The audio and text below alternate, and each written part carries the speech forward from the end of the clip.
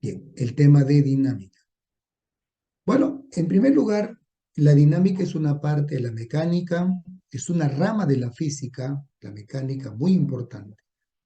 En esta parte, nosotros vamos a analizar lo que nosotros denominamos causa y efecto, por lo general. Si bien es cierto, la segunda ley de Newton que vamos a resaltar acá no tiene un nombre especial, pero sí se relaciona con la causa y el efecto. Causa, fuerza, efecto, movimiento. Y es que nosotros para poner en movimiento un cuerpo, imaginemos que esté en reposo primero, tenemos que aplicarle una fuerza. Entonces, podemos nosotros ya en este tema decir algo muy importante, que el responsable de que un cuerpo se mueva o que el movimiento que ya tiene se altere es la fuerza.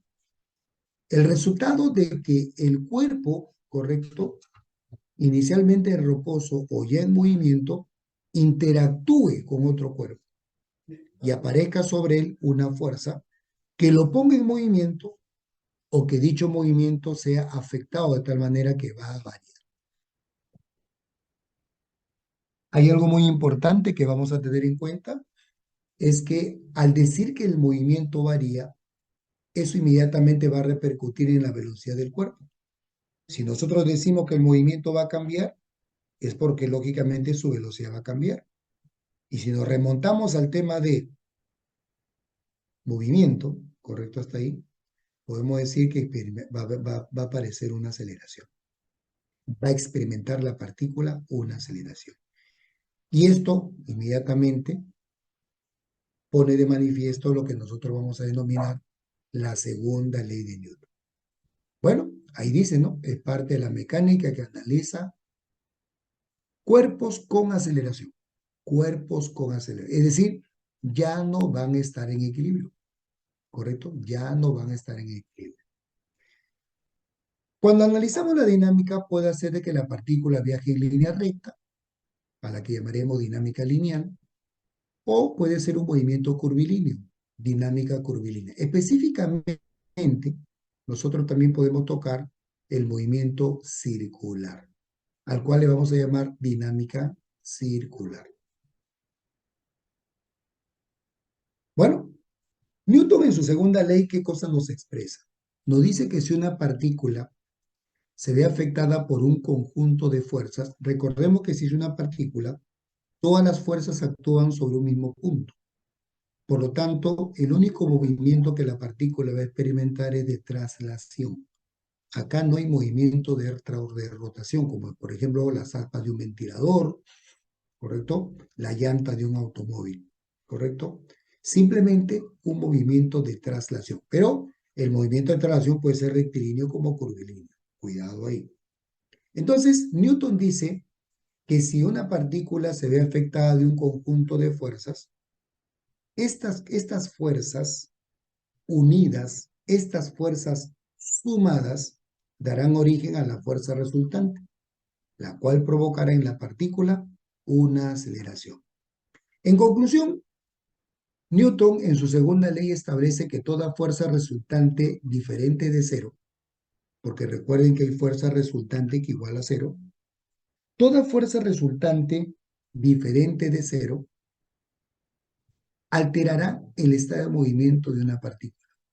Un caso puede ser que la saque del reposo, si es que estaba en reposo, y otra que si está en movimiento, el movimiento será afectado, será modificado.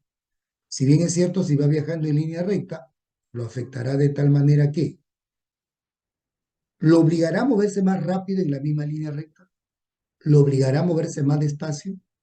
La primera lo obligará a acelerar, la segunda lo obligará a desacelerar o lo obligará a salirse de esa trayectoria y describir una trayectoria curvilínea. De esa manera, alteramos el movimiento de la partícula. Por ende, eso va de la mano con una alteración en la velocidad de la partícula. Y eso nos llevará a que la partícula va a experimentar necesariamente una aceleración. Por lo tanto, nuevamente insisto, toda partícula afectada por un conjunto de fuerzas La suma de estas fuerzas, llamada fuerza resultante, provocará instantáneamente sobre la partícula una aceleración. Dicha aceleración va a tener ciertas características. Veamos. Acá yo tengo la partícula de masa m, la cual se ve afectada por un conjunto de fuerzas, n fuerzas. Debido a estas n fuerzas, si la partícula estaba en reposo, saldrá del reposo. Si la partícula venía moviéndose, este conjunto de fuerzas obligará que si viajaba en línea recta, pase a seguir esta trayectoria curvilínea, por ejemplo. Bueno, este conjunto de fuerzas se sumarán y darán vida a la llamada fuerza resultante o fuerza neta. Pues bien, Newton establece que esta fuerza resultante provocará en la partícula una aceleración, con la siguiente característica. La aceleración tendrá siempre la misma dirección que la fuerza resultante, no necesariamente en la misma dirección de movimiento, ¿correcto? La aceleración tendrá la misma dirección que la fuerza resultante. Algunas veces estará de repente en la dirección de movimiento, pero no necesariamente. Y su magnitud se expresará así: fuerza resultante entre la masa. Es decir, la aceleración será directamente proporcional a la fuerza resultante, pero inversamente proporcional a la masa. Es decir, cuanto mayor masa, la partícula va a tener menor aceleración. Cuanto menor masa, la partícula va a tener mayor aceleración. Y a mayor fuerza neta, mayor aceleración. A menor fuerza neta, menor aceleración. Es cierto que en algunos casos nosotros vamos a utilizar la fórmula como fuerza resultante igual a m por a. Pero para poder entender, digamos, con bastante facilidad, ¿qué significa la aceleración? La ley es la ley y se expresa como fuerza resultante entre la masa. De ahí que yo despeje y es otra cosa. ¿Estamos de acuerdo? Bien, vamos a analizar la dinámica lineal, es decir, el hecho de que la partícula va a describir como trayectoria una línea recta. Nuevamente tenemos acá la partícula afectada de un conjunto de fuerzas. La partícula va a describir como trayectoria una línea recta. Una característica importante es que la fuerza resultante siempre es paralela a la trayectoria rectilínea. Esta fuerza resultante puede estar, como ven, a favor del movimiento o puede estar en contra.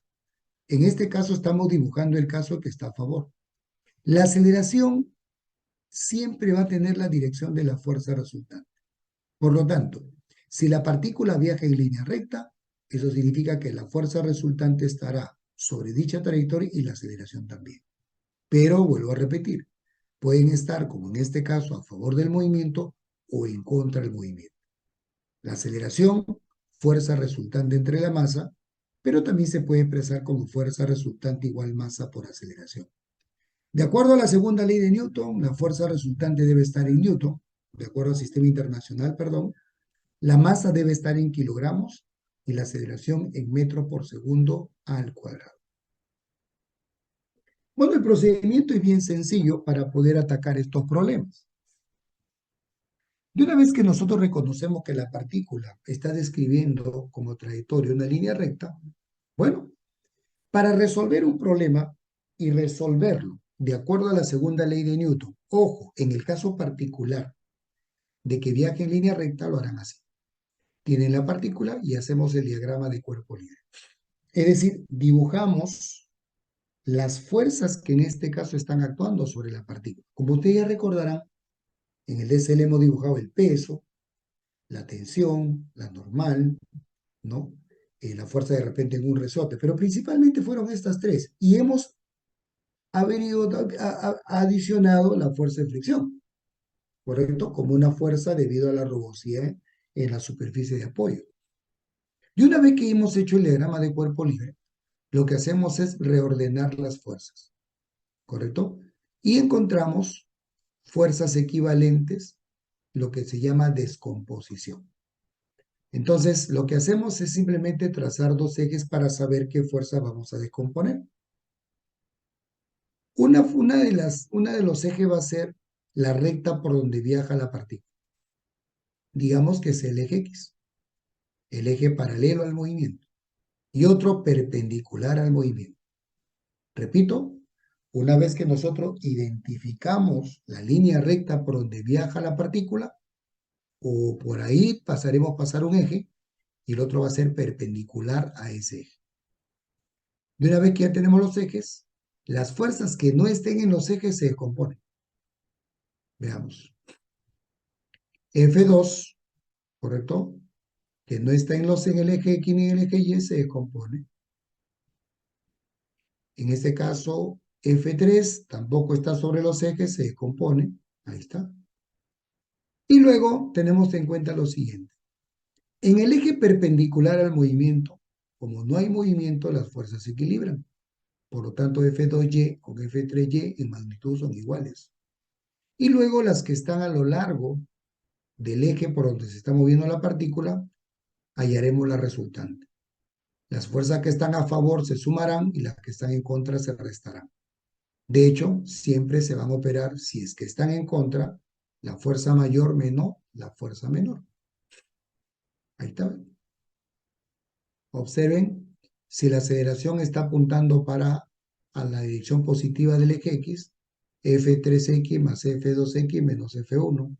Esa sería la fuerza resultante. Y como en el eje Y no hay movimiento, la magnitud F2Y con F3Y deben ser iguales.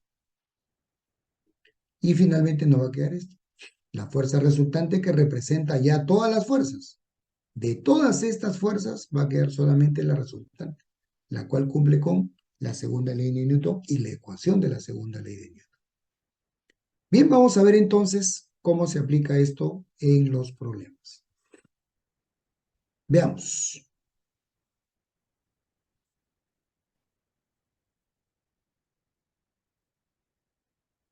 Muy bien. Vamos a ver por acá.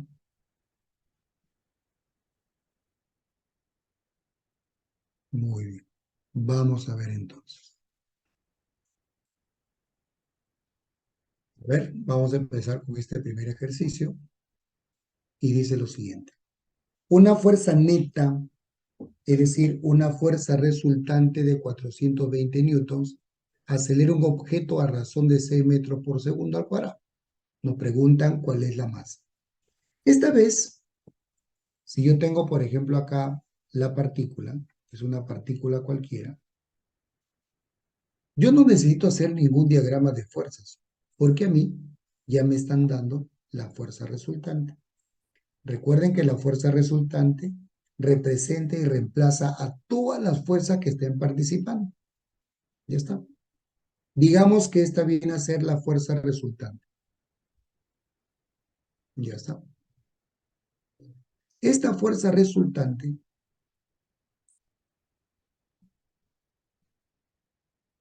va a producir sobre esta partícula una aceleración en la misma dirección que la fuerza resultante. Como verán, yo no estoy colocando ningún indicio que me diga para dónde se está moviendo la partícula. Simplemente la fuerza resultante o fuerza neta, por datos del problema, viene a ser 420. Y hay una aceleración que se le está provocando que es de 6 metros por segundo al cuadrado, que por cierto ya está en el sistema internacional. Entonces, aplicamos la formulita de esta manera: fuerza resultante igual masa por aceleración, o sumatoria de fuerzas igual masa por aceleración. De esta manera entonces ya puedo calcular la masa, que sería la fuerza resultante, que es 420, y como la aceleración pasa a dividir, sería entre 6. Por lo tanto, ya tenemos la masa, que sería 70 kilogramos. Y listo. Observen que como las unidades ya son las correctas, no es necesario, ojo, no es necesario reemplazar los valores con las unidades. Cuidado ahí. Ya está. Eso es todo. Una fórmula, un problema de aplicación directa. Veamos el siguiente. ¿Cuál es la aceleración de un paracaidista de 70 kilogramos que baja verticalmente en el instante en que la resistencia del aire es de 490 newtons? Ojo, la resistencia del aire viene a ser una fuerza que el aire genera en oposición al movimiento de este paracaidista. Entonces vamos a suponer siempre hacer un pequeño diagrama para tener en cuenta qué es lo que está pasando. Bien, acá tenemos entonces a nuestro paracaidista. Ahí está. Y este viene a ser nuestro paracaidista.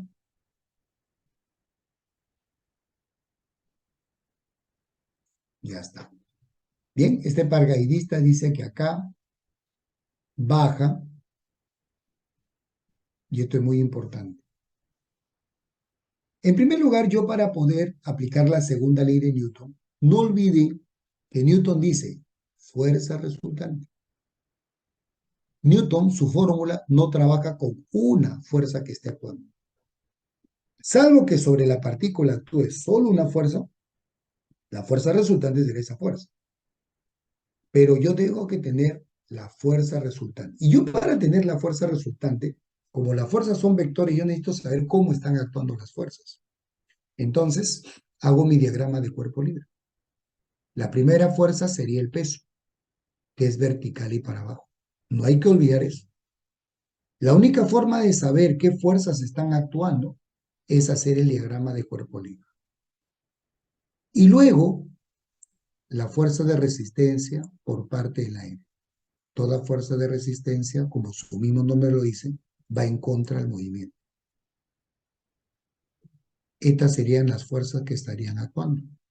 Bien, recordemos que el peso es masa por gravedad. Como la masa es 70 kilogramos, lo multiplico por 10, que es la gravedad, y estamos hablando de 700 newtons. Y la fuerza de resistencia por parte del aire dice que es 490 newtons. Ya está. Esas son las dos fuerzas que están participando. Entonces, para aplicar y hallar la aceleración, recuerda que la aceleración, de acuerdo a la segunda ley de Newton, la aceleración es la fuerza resultante entre la masa. Ahí está. Fuerza resultante entre la masa. Entonces, la fuerza resultante viene a ser la suma vectorial de las fuerzas que ustedes ven ahí. Y ya para eso tenemos que recordar la parte de vectores. Entonces, la aceleración será: cuando los vectores están en dirección contraria, se restan sus magnitudes. Pero ten en cuenta que acá manda el mayor. Entonces sería 700 menos 490. Entre la masa, que es 70. Por lo tanto, la aceleración sería 700 menos 490, lo cual nos da 210. Dividí entre 70. Y con esto ya tengo la aceleración, que nos va a salir 3 metros por segundo al cuadrado. Y listo. De esta manera ya hemos calculado la aceleración utilizando la segunda ley de Newton. Fíjate, bastante sencillo. Ahora bien, nos podrían preguntar y decir, bueno, ¿para dónde apunta la aceleración, profesor? Simplemente te fijas la fuerza mayor.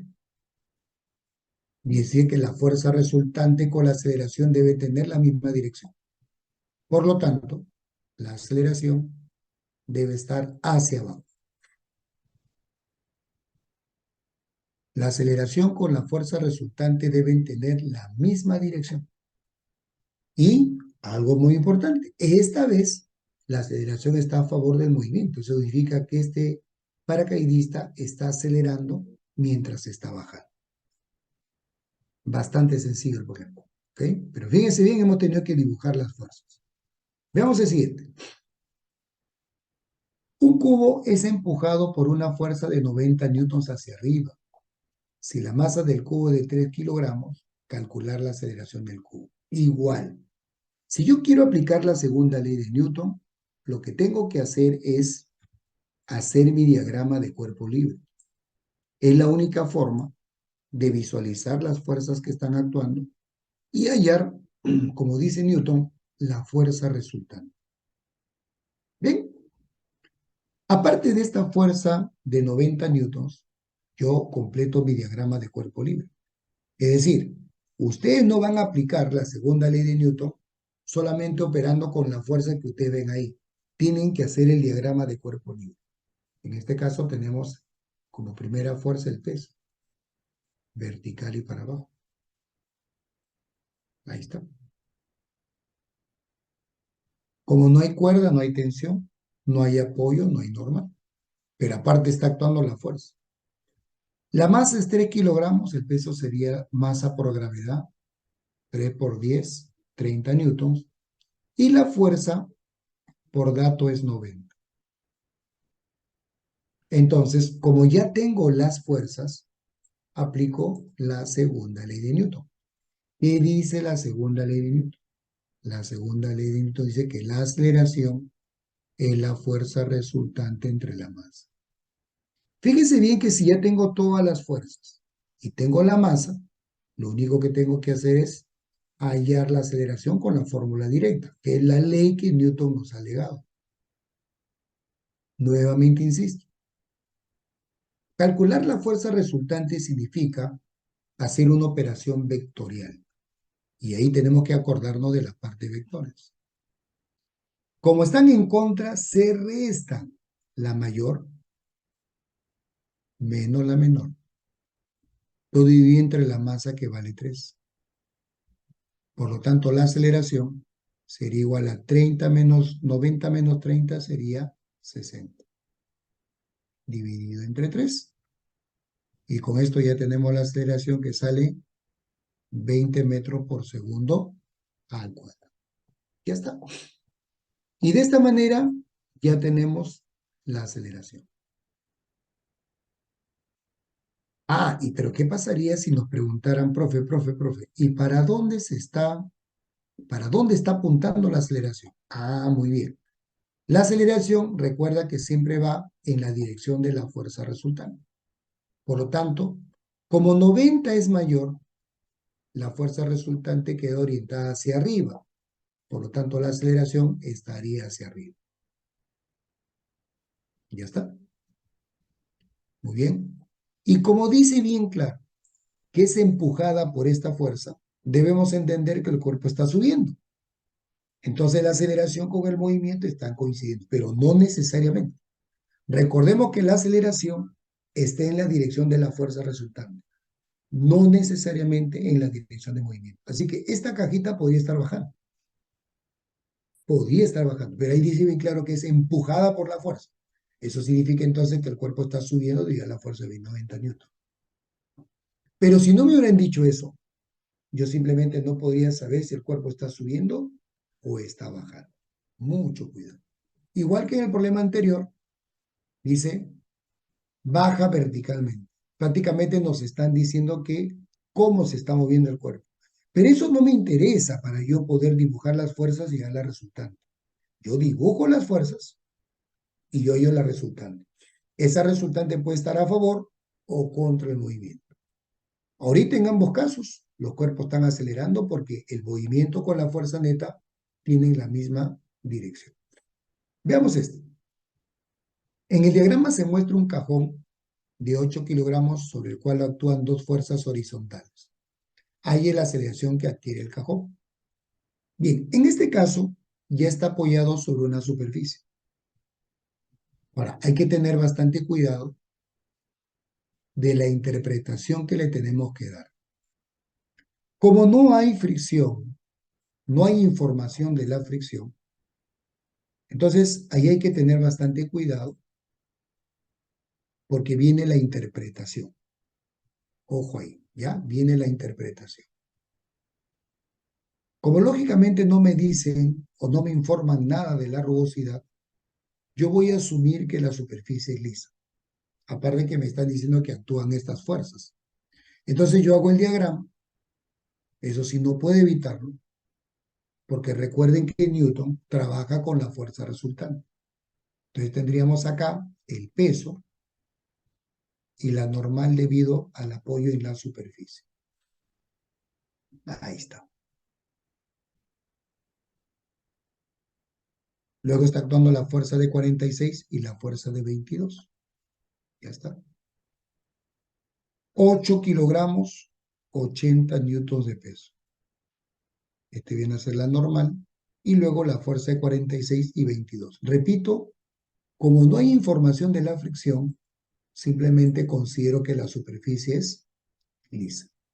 Ahora, estas fuerzas que están acá, como son perpendiculares a la trayectoria rectilínea en que se mueve en el cuerpo, entonces estas fuerzas se equilibran. Aunque no me lo piden, vamos a hacer esa observación. En este caso, la normal en magnitud sería igual a 80 newtons. Pero eso no significa que la normal siempre sea igual al peso, porque puede hacer que de repente exista otra fuerza que está actuando en esta dirección y entre ellas se equilibra. Recuerden que cuando un cuerpo viaja en línea recta, entonces las fuerzas desequilibradas son paralelas a la trayectoria rectilínea y las que se equilibran están en el eje perpendicular a la trayectoria. Como ya tengo las fuerzas, ¿y cuáles son, profesor? Son las que son paralelas a la trayectoria. Entonces ya puedo calcular la aceleración. La aceleración es la fuerza resultante entre la masa. Ya está. Como ya tengo los datos, normal, ya puedo en este caso de frente aplicar la formulita. Es decir, de frente aplicar la segunda ley de Newton. Ya está. Entonces, ya podemos hacer el cálculo. La aceleración, fuerza resultante, como están en contra, sería la resta. El mayor menos el menor entre la masa, que es 8. Y con esto ya vamos a calcular la aceleración. Sería 46 menos 22, nos da 24. 24 entre 8. Finalmente la aceleración sale 3 metros por segundo al cuadrado. Y con eso ya tenemos el valor de la aceleración. Y nuevamente dirás, profe, pero ¿para dónde apunta la aceleración? ¿Newton qué dice? Newton dice que la aceleración debe estar a favor de la fuerza resultante. Como 46 es mayor que 22, entonces la aceleración debe estar a favor de 46, que es la fuerza mayor. Bueno, pero esta vez, fíjense bien, que el problema no me dice absolutamente nada para dónde se está moviendo. Me dice que está moviéndose de acuerdo a la acción de estas dos fuerzas. Entonces acá yo no puedo decir si el cuerpo está viajando para la derecha o para la izquierda. Porque recuerden que la aceleración no necesariamente apunta en la dirección de movimiento. Por lo tanto, este cuerpo tiene dos opciones, moverse para la derecha o moverse para la izquierda. Si se estuviera moviendo para la derecha, como la aceleración estaría a favor de su movimiento, aceleraría. Si estuviera moviéndose para la izquierda, como estaría en contra del movimiento, estaría desacelerando. Mucho cuidado con ese detalle. Mira otro. ¿Qué fuerza F se necesita aplicar sobre un cajón de 40 kilogramos para que pueda subir con una aceleración de 2 metros por segundo al cuadrado por una tabla lisa, inclinada, en este caso 30 grados? Bueno, en este caso vamos a hacer lo siguiente. Una tabla inclinada. Eso significa que estamos hablando de un plano inclinado. Para eso entonces hacemos lo siguiente.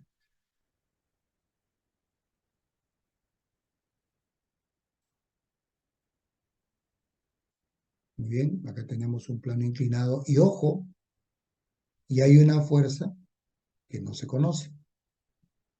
¿Qué hacer cuando la fuerza no se conoce? Bueno, vamos a hacer exactamente lo mismo, pero primero el diagrama de cuerpo libre. Bien, en este caso, colocamos el bloquecito, que es una tabla, o un bloquecito, que se va a mover sobre el plano inclinado. Ahí está.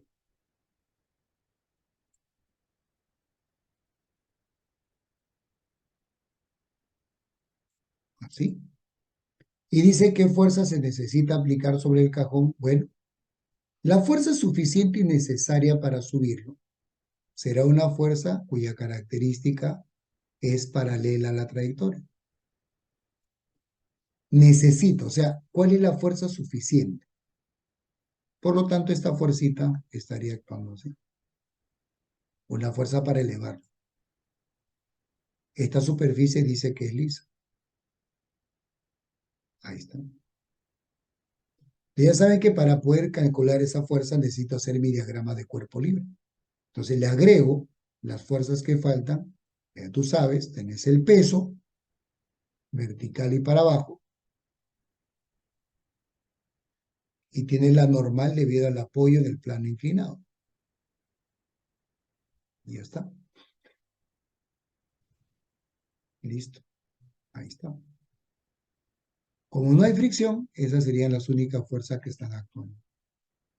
Ya está. El ángulo es de 30 grados. Bueno, esta es la normal. Y como la masa es 40 kilogramos, estamos hablando de 40 por 10, 400 newtons de peso. Bueno, en primer lugar, como el cuerpo está viajando sobre esta línea recta que es inclinada, recuerden que yo para aplicar la segunda ley de Newton tengo que tener fuerzas paralelas a esa línea recta y perpendicular. Como consecuencia de ello, el peso se descompone. Ya para eso tú sabes descomponer. Para eso hemos hecho la parte de vectores y hemos visto la parte de descomposición. Entonces, descompongo una a lo largo de la normal y otra a lo largo del plano inclinado. Cuidado ahí. Ahí está. Y procedo a la descomposición. Una componente paralela al plano inclinado y la otra a lo largo de la normal, es decir, perpendicular a la superficie del plano inclinado. Esa es la idea. ¿Ok? Ahí está. Listo. Ahí tenemos entonces las dos componentes. Ya sabes que en un plano inclinado vas a tener que componer el peso. El ángulo de 30 grados por geometría aparece acá.